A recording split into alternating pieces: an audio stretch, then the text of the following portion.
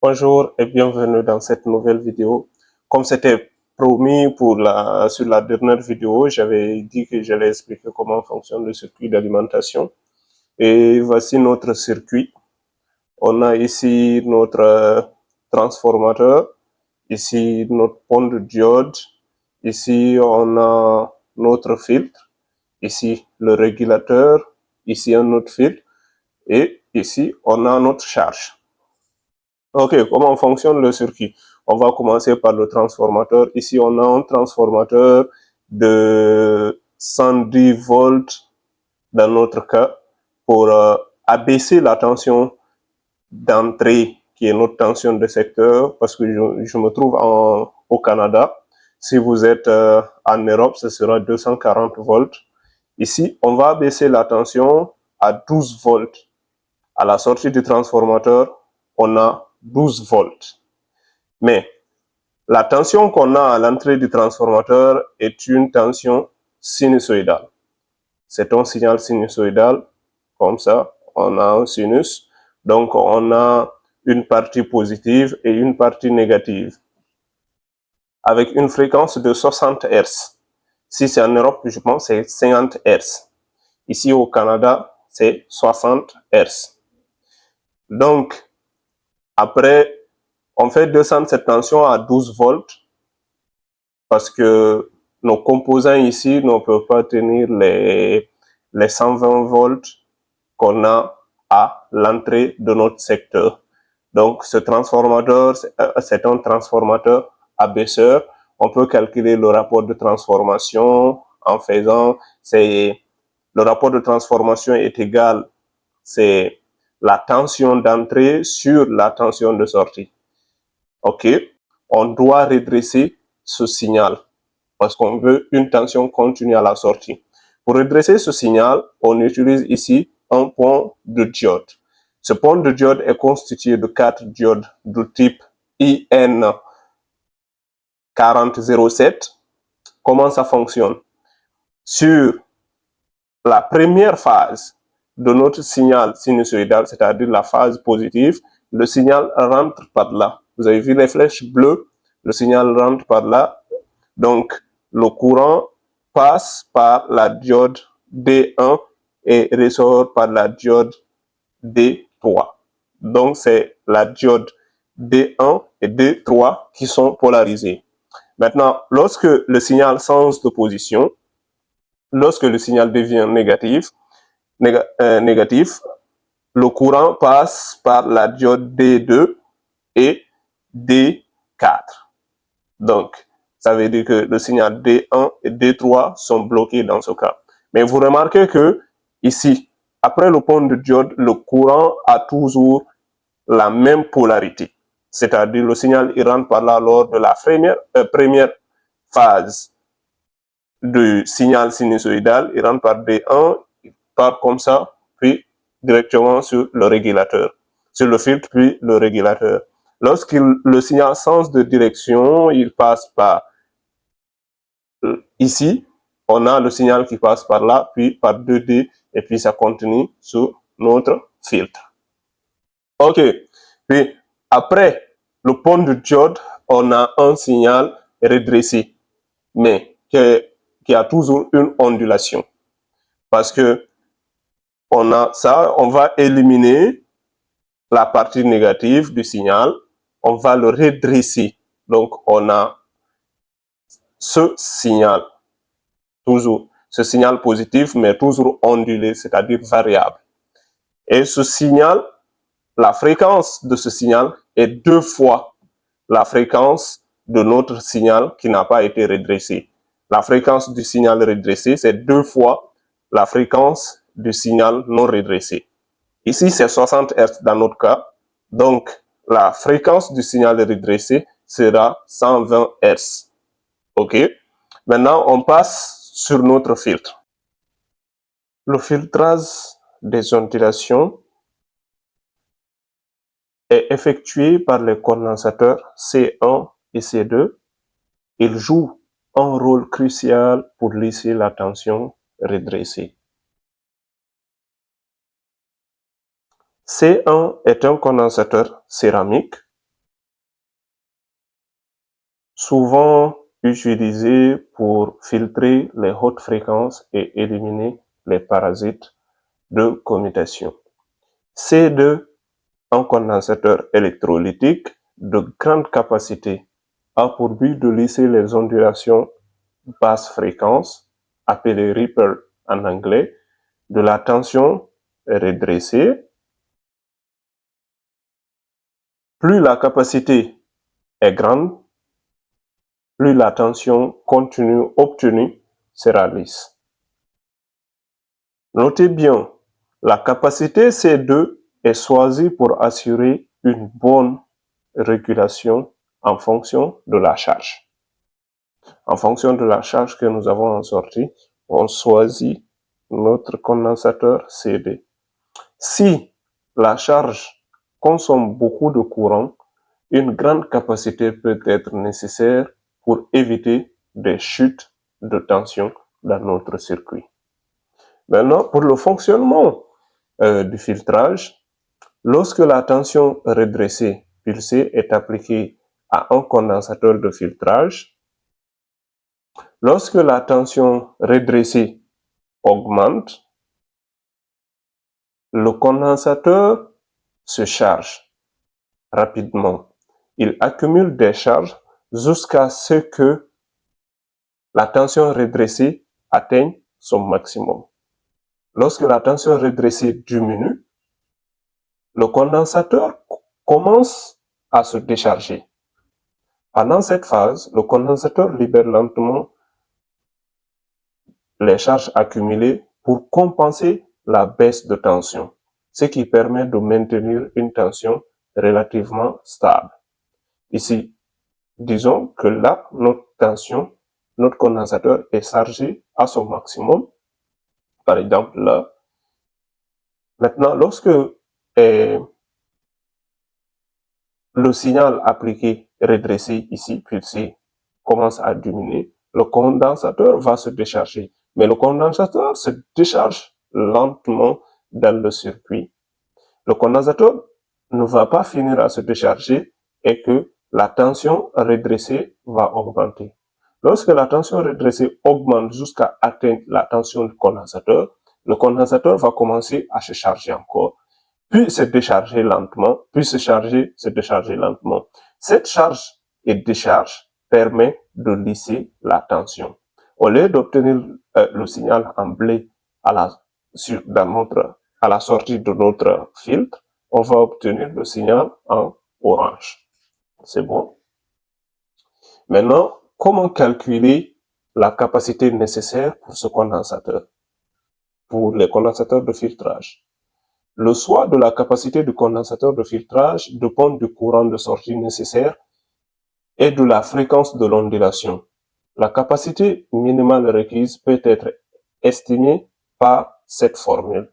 C est égal à I sur F fois V ripple, où I est le courant souhaité à la sortie de notre circuit. F, c'est la fréquence de notre signal redressé qui est égal ici à 120 Hz. V ripple, c'est la tension, c'est la variation de tension acceptée à la sortie de notre circuit. Pour améliorer encore la qualité de la tension de sortie, on peut utiliser une combinaison de plusieurs condensateurs, comme dans notre cas. Un condensateur électrolytique, comme CD dans notre circuit, ils ont une capacité élevée des centaines ou milliers de microfarad et sont utilisés pour lisser les variations basse fréquence, par exemple les ondulations de 120 Hz dans notre cas ou 100 Hz pour ceux qui sont en Europe. Puis on a le condensateur céramique ou polyester. Ils ont une capacité faible en microfarad ou nanofarad, mais sont très efficaces pour éliminer les hautes fréquences parasites, bruits de commutation, etc. La combinaison de condensateurs de capacité différentes permet à la fois d'éliminer les ondulations basse fréquence et les bruits haute fréquence, ce qui améliore la qualité globale de la tension de sortie. Maintenant, quelle est l'importance de lisser la tension? Dans un circuit avec un régulateur de tension comme ici le LM317,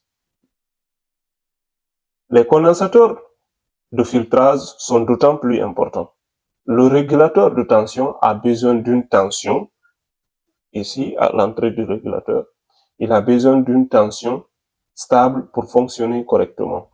Si la tension d'entrée présente trop de variations ou de bruit, le régulateur ne pourra pas fournir en sortie une tension précise. C'est bon? Les condensateurs placés avant et après le régulateur de tension permettent de stabiliser la tension de sortie, réduisant les perturbations et assurant le bon fonctionnement du circuit.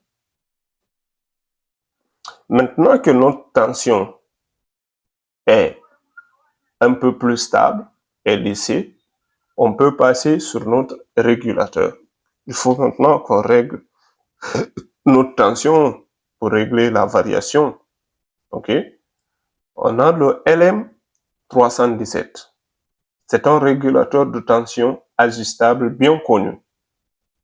Il permet d'obtenir une tension de sortie stable et régulée à partir d'une tension d'entrée qui peut varier. Voici comment il fonctionne dans le circuit. Le LM317 régule la tension en sortie en fonction des résistances R1 et RP1.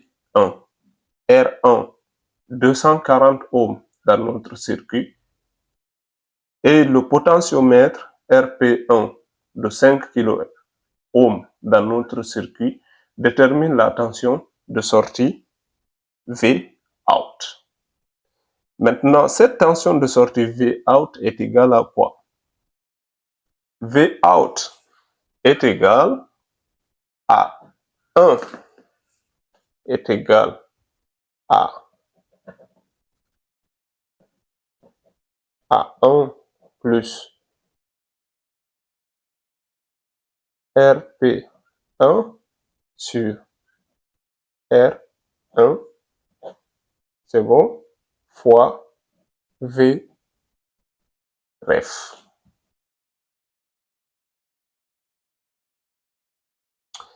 La tension V out à la sortie de notre régulateur est égale à 1 plus RP1, qui est notre potentiomètre de 5 kΩ, sur R1, qui est égal à la résistance de 240 ohms dans notre cas, fois Vref.